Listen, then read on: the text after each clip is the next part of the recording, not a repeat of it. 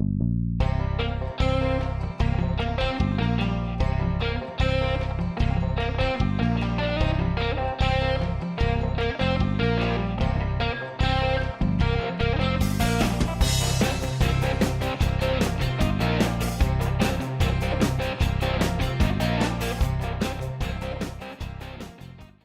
to Trapper Rod's Outdoor Pursuits. We're on part 3 of a series of precision rifle brass prep. We're going to get down to the last step that we're going to do on this end of our case. We've got our case necks trimmed. We weighed all our brass. We got our case necks trimmed. We've been through the deburring and the chamfering tool. By the way, if you don't want to do hundreds of cases, if you just want 3 or 4 boxes of really great ammunition, you can buy very inexpensive hand tools to do all of these things. If you're going to do hundreds and hundreds around the power tools, they are kind of nice. But we're going to turn case necks today.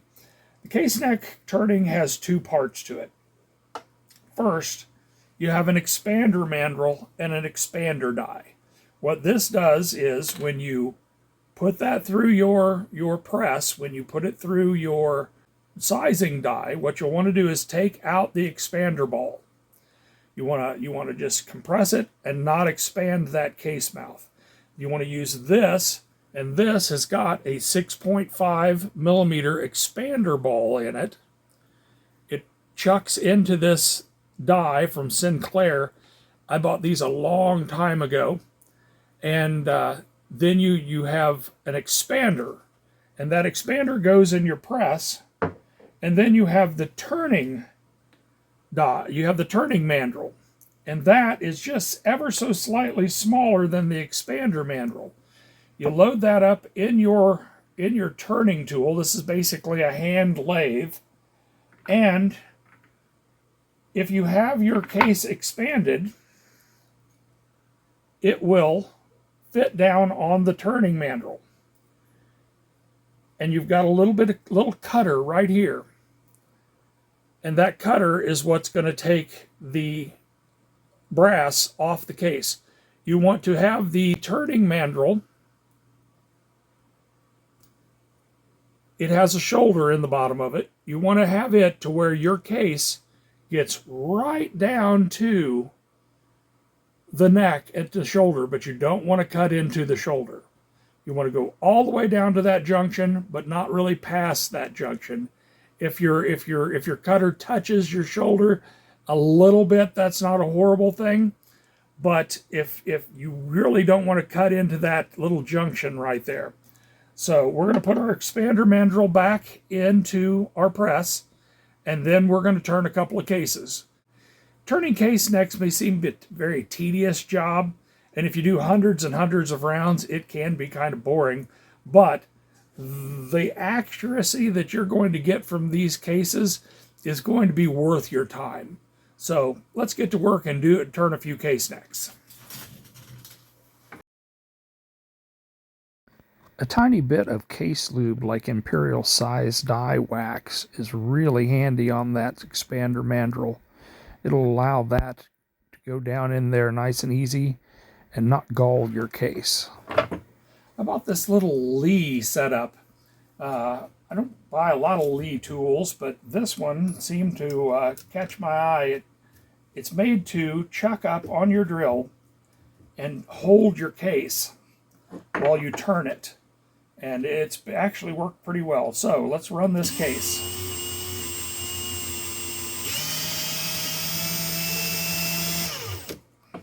For under $30, the Lee 3-jaw chuck that you can put into your drill really makes your cases come out nice. It feeds into the cutter very well, leaving absolutely smooth surface. Much better than when I did them by hand, and much easier and faster too.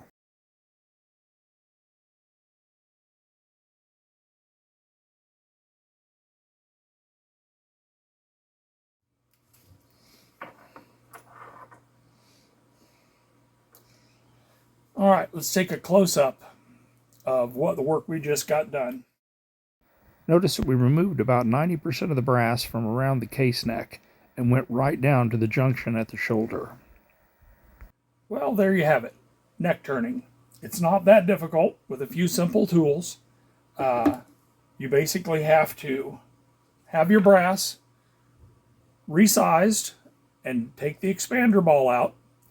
You have to run this over the expander mandrel in your press and then set up your turning mandrel so that your case comes right up to where the cutter comes in, but no farther. You have to stop the case neck there at the shoulder of the turning mandrel, and then you have to set the depth of your cutter to give you about 80-90% coverage on all of your case necks. There are some people that turn them down to where you have 100% coverage. Me, I kind of like it, when you get enough brass off there where it just leaves one little nick of the old brass and doesn't take too much off. So that is how I turn case necks. It will improve your accuracy, and it will improve the ability of your rifle to shoot sub-minute of angle groups. So that's it. That's neck turning. In the next episode, we're going to talk about the primer pocket. We're going to talk about deburring and uniforming the flash holes and getting the primer pocket uniformed. And we'll talk about why next time. So thank you for stopping by Trapper Rod's Outdoor Pursuits, and God bless.